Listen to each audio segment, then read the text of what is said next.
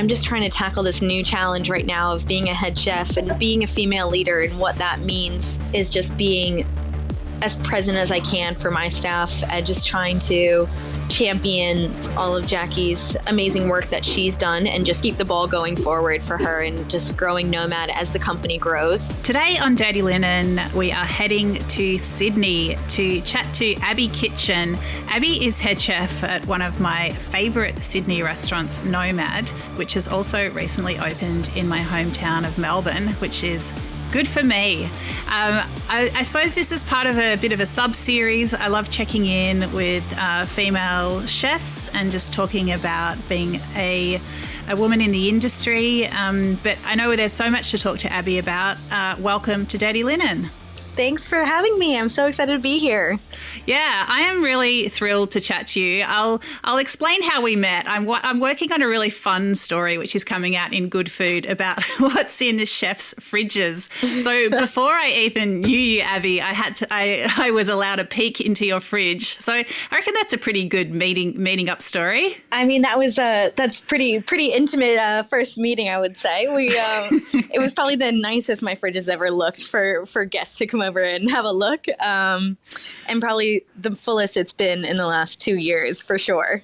Yeah, well, I have to say, I really did appreciate some of your fridge philosophies and your tips about, I guess, how to, get a few meals out of one pot and, all that good stuff. Yeah, and also it was very inspiring. All the chefs, have to say, have had very neat and tidy and clean fridges. That's been quite inspiring for me. I mean, as I said, it's probably the nicest it's been. No pressure when a professional photographer is going to zoom in and see all the nooks and crannies. I think I've scrubbed every inch of that fridge. All right. Well, I'll have to pretend. I suppose I've got to have that open for inspection vibe for probably my whole house, but I'll start with the fridge. And perhaps my fridge can look as nice as yours. I don't think my mother would have ever forgiven me if a dirty fridge graced the Good Food pages. People can look out for that story coming up soon in Good Food. But Abby, I suppose, I loved the chat that we had for that story and just felt there was so much more to talk about. So I'm super happy to have the opportunity to, learn more about you and your approach to hospitality on this podcast. Give us a little bit of the backstory. You don't sound like you're from these parts. No, I am. I have been in Sydney for 7 years. I come from an Australian-American family. My mom's Australian and my dad is from the South in America. And they met in Sydney in the 80s. And my dad whisked my mom back to America. So I grew up on the East Coast in Virginia, went to culinary school in New York at the CIA, studied there for 3 years, got my bachelor's degree, and then was full of confidence, thought that I could take the show on the road and show up in Sydney as a 21-year-old, ready to cook and start my career. So 7 years later, I'm finally here. So, I mean, I love the courage of just turning up and thinking that it was all going to be smooth sailing. What actually was it like to land in Sydney?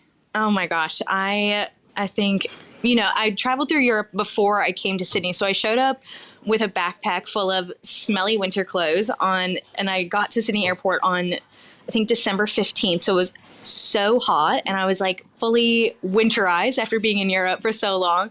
And I remember the plane landing and just bursting into tears. So I was like, who do I think I am showing up in Sydney? I think I had about $100 in my pocket.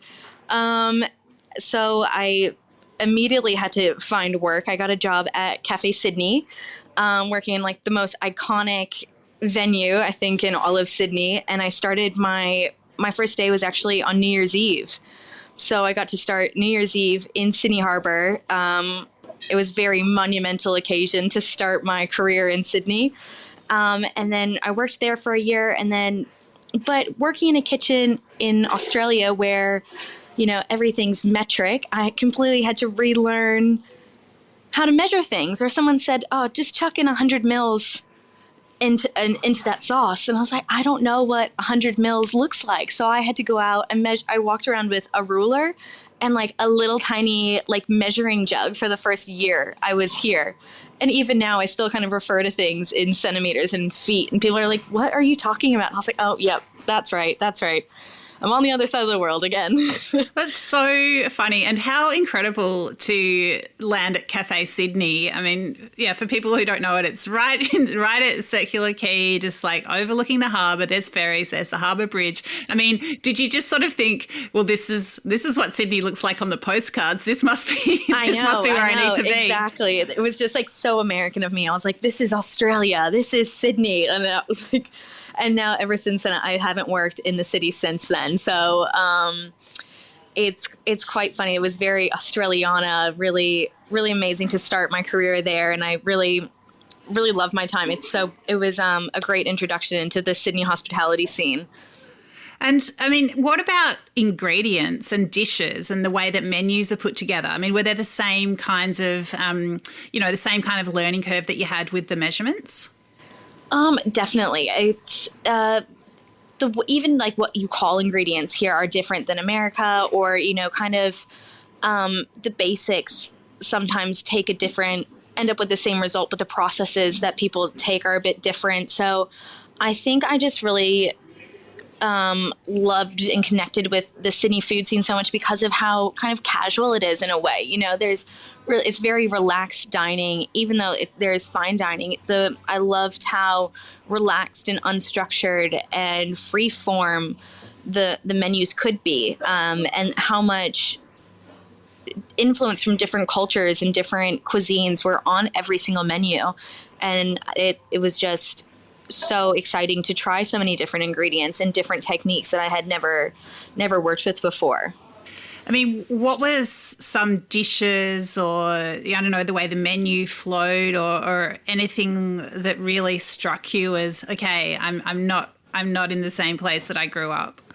I think a big Asian influence in a lot of menus and ingredients is something that I really never had the opportunity to work with in America. I really never interacted with, using soy sauces and making and finishing sauces. And even when I first was at Cafe Sydney, having a tandoor oven on top of Customs House was really exciting because I had never really interacted with Indian cuisine at all, and those flavors and, understanding how chickpea flour worked in making dosas and stuff like that for service on a very kind of classic menu.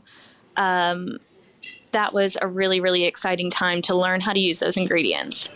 Wow. Yeah, that's so interesting. I suppose, in Australia, we definitely pride ourselves on influences from all kinds of different cultures and cuisines. But yeah, I mean, it is so different to the US. I mean, does that give you an appreciation for what it's like for people coming from, I guess, non-English speaking backgrounds into Australian kitchens? Oh, 100%. It's, my learning curve was very small compared to what other people face when they are arriving in Sydney and trying to break into the hospitality scene. There's, kitchens are already fast, loud places. And, having to deal with then trying to understand how everyone is communicating is a challenge I am always in awe of everyone tackling so gracefully when transitioning into the Sydney food scene. And what about the different training? I mean, is it the Culinary Institute of America? Is that what CIA stands for? Yeah. So that was really formal, more classically French style training is kind of what I went through at school.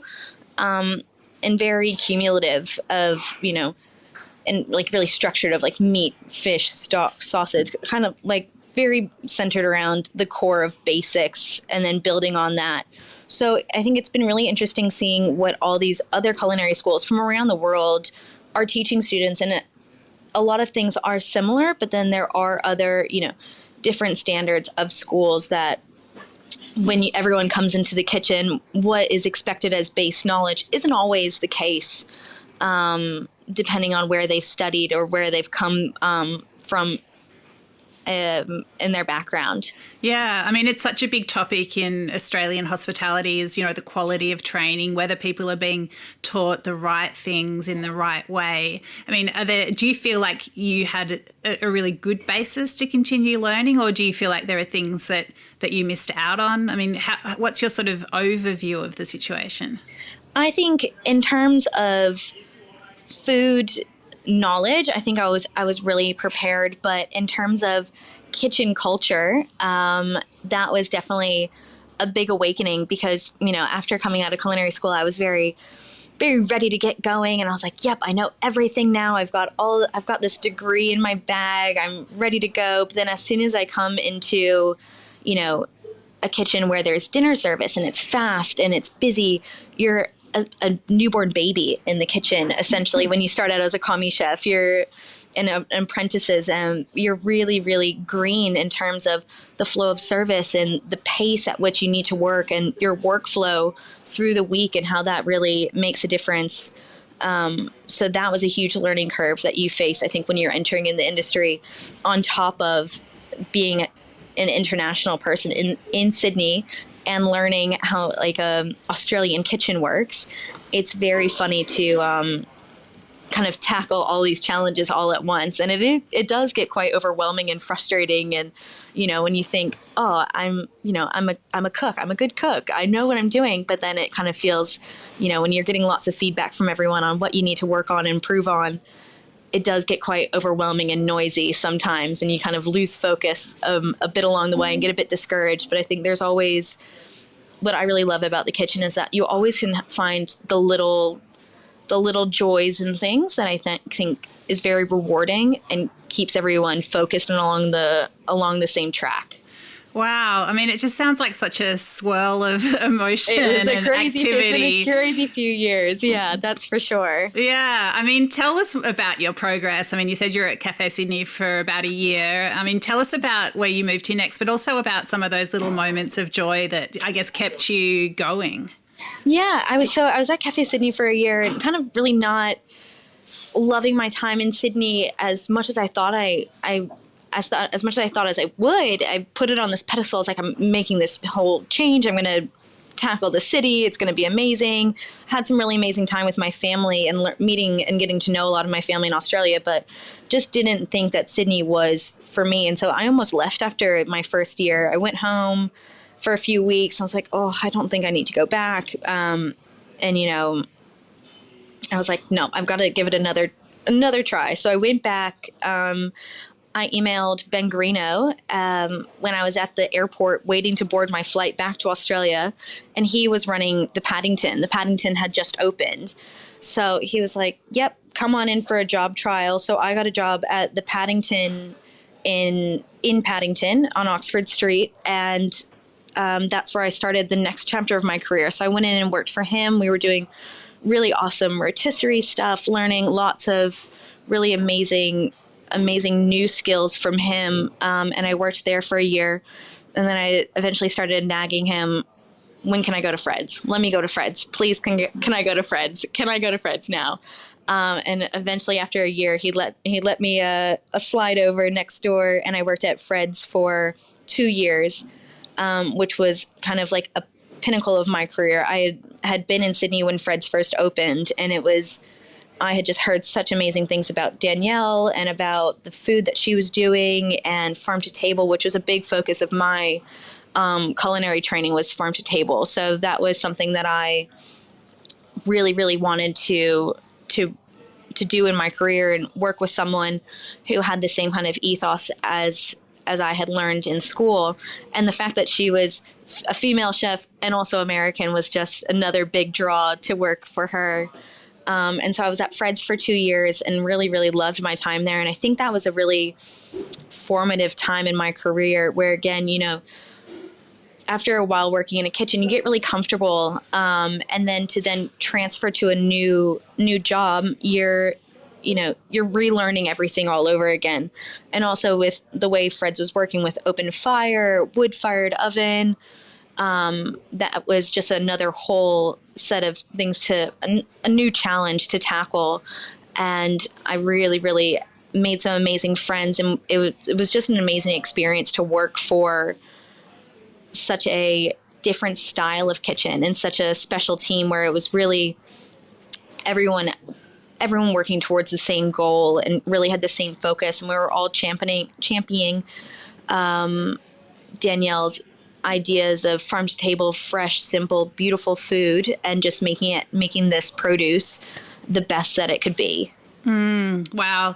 It sounds, really satisfying. And we've had Danielle Alvarez on the podcast before, and I just do love the way that she thinks about food and I guess about creating those experiences for diners. It's a very special touch. Yeah. And also with staff, she really had a big focus on connecting us with the producers and connecting us with the suppliers that we were all the produce that we were using every day. So that was a really, really great experience for me to kind of get out of Sydney and just see where this produce was coming from.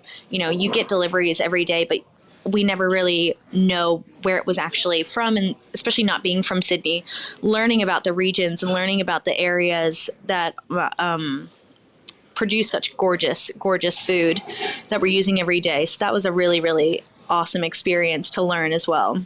And did that start to, well, I guess, did that cement you in Australia a little bit more, do you think? I think so, yeah.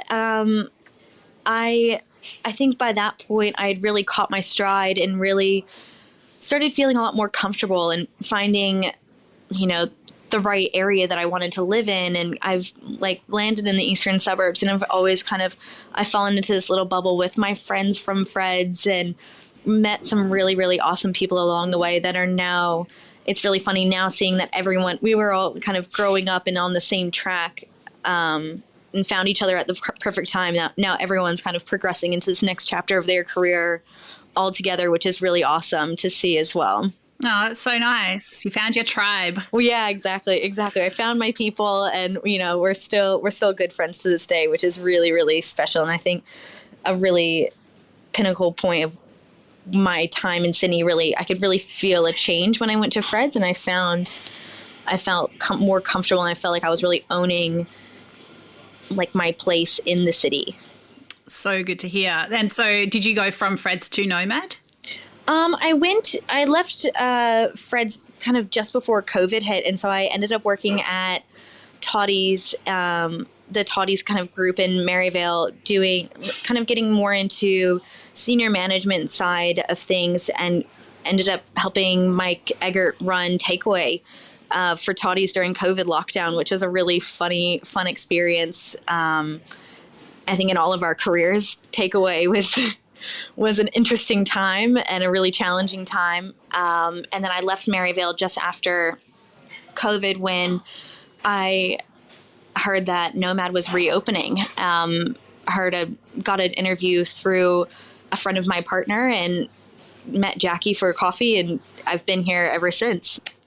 So for people who don't know Nomad, just give us a little bit of, the 101, what sort of restaurant is it? Yeah, so Nomad is, again, really focused around wood fire, open fire, lots of smoking, grilling, with a bit of a Middle Eastern, Mediterranean influence to the food as well. Nomad food is all about sharing, and I think really just getting everyone around a table and just enjoying good food together. The menu is just really, really approachable, but also a bit refined. Really great restaurant for, a special event where you can kind of get everyone together that hasn't seen each other for a while and have a really special time together. Yeah, love it. And Jackie Challenor, who's the exec chef there, has been on my brother podcast, Deep in the Weeds, and I think she's been on a couple of times. They're both really amazing chats.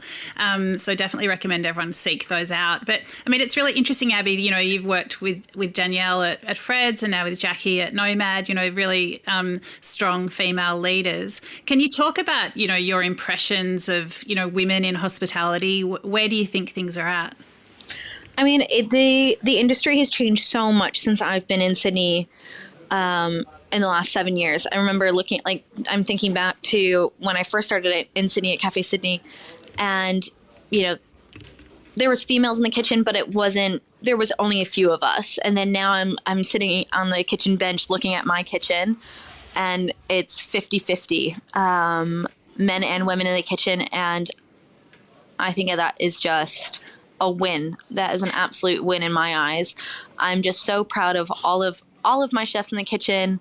But then also, you know, being a female chef and a female leader now, I really am focused on creating those equal opportunities for everyone in my kitchen. You know, it's not based on gender. It's about, I think in kitchens, it's a really special opportunity where it can just be about the food and your skill and what's being put on the plate. And, you know, that's the stuff that matters at the end of the day. It doesn't matter female, male, whatever. It's just about the skill, and your, you know, your commitment to the job is what really shines at the end of the day, which is awesome. Yeah. I mean, people talk about positive discrimination, like, you know, creating opportunities and pathways that perhaps, I suppose, shine a light for people who perhaps didn't think that, you know, that pathway was open to them. I mean, is there anything that you can do or that you've seen other people do that make I don't know, the path seem more open to women? Yeah, I think just allowing people and giving like females in the kitchen opportunities to, you know, voicing their opinions and making it a space where there's open communication. And because I think sometimes females aren't always the first people to speak up. We're not the loud, boisterous ones all the time. And it's, you know, allowing for everyone's voice to be heard, and just, you know, having a different approach to management. And it really has opened up my eyes to, you know, how people need to be managed, and how you can kind of see sometimes there's people that step forward, and people that kind of like let other people take the lead, and just, you know, giving everyone the opportunity to find their strength and find their little niche that they're really going to thrive in. And it's not always so cut and dry of, oh yeah, like working on the grill is the pinnacle of the kitchen, or, you know, there's other ways to give people success in the kitchen. And it's not always having to be the big dog that's the big leader. It's, you know, I can go to giving people opportunities to show their strengths in different ways is something that I really like to focus on. Yeah, I love that. That's that's really, really powerful, and I imagine would make a real difference to people. I mean, I've read so many studies where it's, men will routinely apply for jobs that they are perhaps underqualified for, and women who are much more qualified will think that, oh no, they're not ready for that yet. They couldn't possibly. So I guess, opening up different ways of looking at things is a really, really powerful way to create change. Yeah. And then, I mean, also sometimes people just need a push. I think I do that. I think I like to do that to everyone in the kitchen, just, you know, presenting them with the challenge, and, you know, maybe it's not the biggest challenge, but if they accomplish little goals, and I think it's a really big confidence booster to people when they get acknowledged for those little wins along the way, builds up everyone's confidence, no matter who they are. And your partner is a chef. I mean, do you think that the way you've tackled your career and the steps that you've made has sort of changed the way that he thinks about, I don't know, kitchen culture or structure? I think I really think they have, which is really exciting to me. And I'm so proud of him, of how he leads his kitchen as well. Because I think he's realized that, you know, like what you were saying before, the females aren't always the first ones to put their hands up. And so I think he has made a priority of, you know, recognizing everyone and just giving everyone equal opportunities to progress in the kitchen.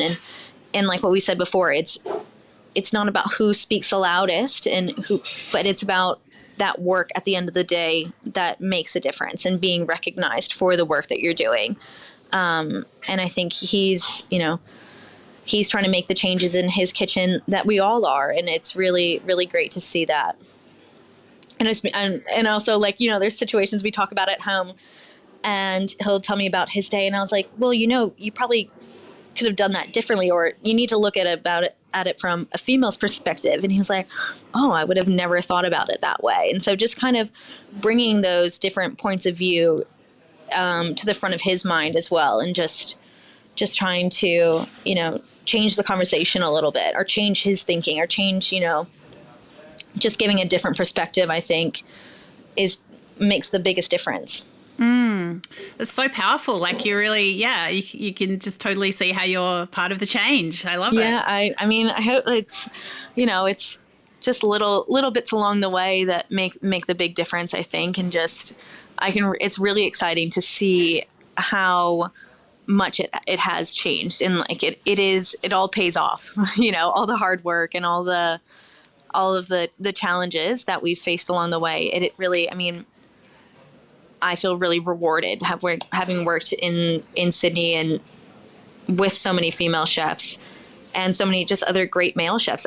They have really helped me shape my career. And I think the biggest takeaway is just if you can learn something from everyone that you interact with, that's the biggest win as well. So cool. So Abby, I mean, how do you see the future panning out? What sort of ambitions and hopes and dreams do you have? Oh, wow. I think every chef wants to own something of their own. I mean, ever since I was a little kid, I've always loved kind of casual dining, and I would have loved to open, something, a little cafe or a little something of my own, which would be awesome. But I don't know, I'm just trying to tackle this new challenge right now of being a head chef and being a female leader, and what that means to me right now, is just being as present as I can for my staff and just trying to, champion all of Jackie's amazing work that she's done, and just keep the ball going forward for her, and just growing Nomad as the company grows, growing with Nomad, and hopefully, helping them tackle the next chapter of this big expansion that we've got going on. Yeah, so exciting. So, I mean, fill people in on what's happening with the Nomad group. Yeah, so we've got new venue opening. So we've got Nomad Melbourne, which is amazing. Everyone should definitely go check that out. They are opening another precinct down in Melbourne as well. And then we have Beau opening in Sydney, just around the corner from Nomad Sydney, which is going to be amazing as well. It's opening hopefully in the next few months. New wine bar. So much going on. So, Abby, tell us about the food that you're loving at the moment. Like, what's coming into the kitchen? What are you doing with it? What are we doing? We're really loving, I think a little bit more of like a rustic style, is kind of like the new dishes that we're working on. Lots of seafood based dishes going on, and kind of a little bit more Mediterranean based is the direction I think we're trying to move into, but still working around that wood fire and just trying to get that into every single dish that we put on the menu. Something that comes from the grill, from the wood oven. I mean, it's just such a beautiful piece of equipment that we get to use every day, and so I just want to make sure that we're making the most out of that, and just learning new ways to incorporate that into all of our dishes. Is there an ingredient that you're just cannot get enough of at the moment? I think right now celeriac is kind of that's something that we're working on a few dishes right now with that. And it's just such a versatile vegetable that really never ceases to amaze me. So that's kind of something that we're working with right now, trying to, it's great for vegetarians. It's something meaty, and, I can feed it to a carnivore, and they, if you do work with it properly, sometimes people don't know that it's not meat, or, it satisfies in the same way as like a beautiful, beautiful cut of meat would. Yeah. And isn't that one of those ingredients? Don't you, in America, you call it celery root? Celery root. Yeah, exactly. So it's, oh my gosh, there's just been so many different vegetables, items that I'm just like, oh God, like, what do you guys call it here again? Or cling film, plastic wrap. It's like, you know what I'm talking about. You know what I'm talking about. Just get it for me, please. I love it. Yeah. Abby, I've loved our chat. Is there anything else that you'd like to say? Oh, no, I think we've covered it all. Oh my gosh. It's been really, really awesome chatting with you as well. Yeah, well, I'm so glad that you're anchored in Sydney because, you're obviously bringing so much to the restaurant world there. Thank you so much for having a chat to me today on Dirty Linen. I know this conversation will mean a lot to a lot of people. Yeah, thank you so much. It means a lot to me, and it's a really big milestone in my career, which is really, really exciting. And thank you so much for having me. I love it. Thank you. Awesome. Thanks. This is Dirty Linen, and I'm Dani Valent. We air the issues that the hospitality industry finds hard to talk about, hearing from different people with unique perspectives. We want to hear from you as well. If you have something that needs to be said about a topic, get in touch so we can include your perspective. Contact us at dirtylinen@deepintheweeds.com.au or hit us up on Insta at Dirty Linen Podcast. We can't wait to hear from you. This